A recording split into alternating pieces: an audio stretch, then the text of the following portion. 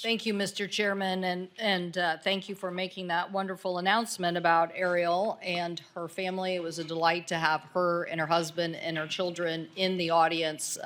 Probably one of the most delightful moments that the committee has had in watching them, and we certainly congratulate her and her family. And I also, too, want to recognize the astronauts that I'm sure you will probably recognize later, but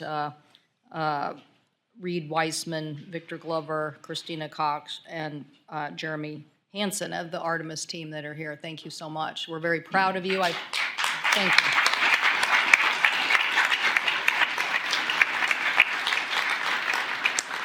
We're very proud of, in the state of Washington, Commander Ann McClain, who is leading the Crew 10 expedition right now. And so you're all nodding, so you all know her. And it just is amazing what you're all doing. And so we look forward to this hearing with Mr. Isaacson and Ms. Trusty.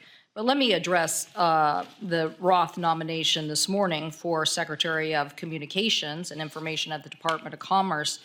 When Ms. Roth was before the committee and gave opening remarks, I did think that we would get more of an NTIA commitment on critical issues for U.S. leadership and for interagency wrangling, because interagency wrangling is definitely a big part of NTIA's mission to get us a clear spectrum policy.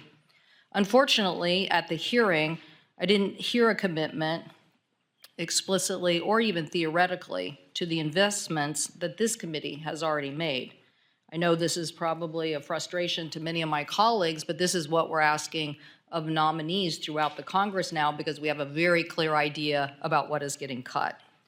I have long advocated for a more evidence-based approach to our spectrum management policy. The first Trump administration rushed to bring spectrum to the commercial market, I believe, without some of the studies and interagency coordination.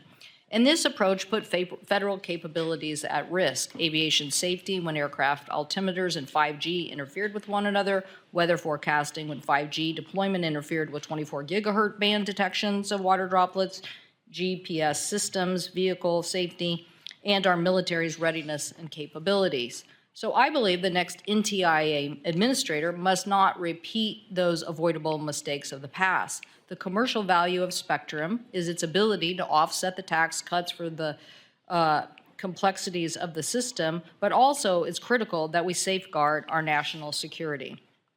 Beyond domestic concerns, America's leadership in spectrum is key to protecting our national security, our ability to innovate. So to maintain that position in the world's cutting-edge technology, we need a fully coordinated national strategy that balances our domestic priorities and projects, our U.S. leadership in the International World Radio Conference and the Telecommunications Union. So while I agree we need to bring more spectrum to market, independent studies need to be completed so that we have the full understanding of the potential impacts to our national security and public safety.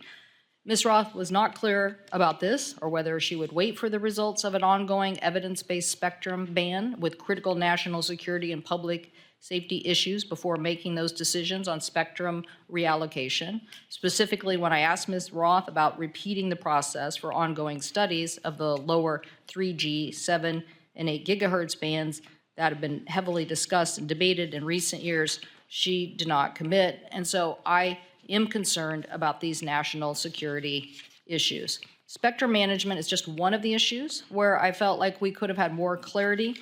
Obviously, Mr. Chairman, you're bringing up the federal grant programs under NTIA, asked by many of the committee members about preserving the $42 billion lawfully allocated to states, tribes, and territories under the BEAD program, which Congress enacted to connect all unserved and underserved households to the affordable, reliability, high-speed access.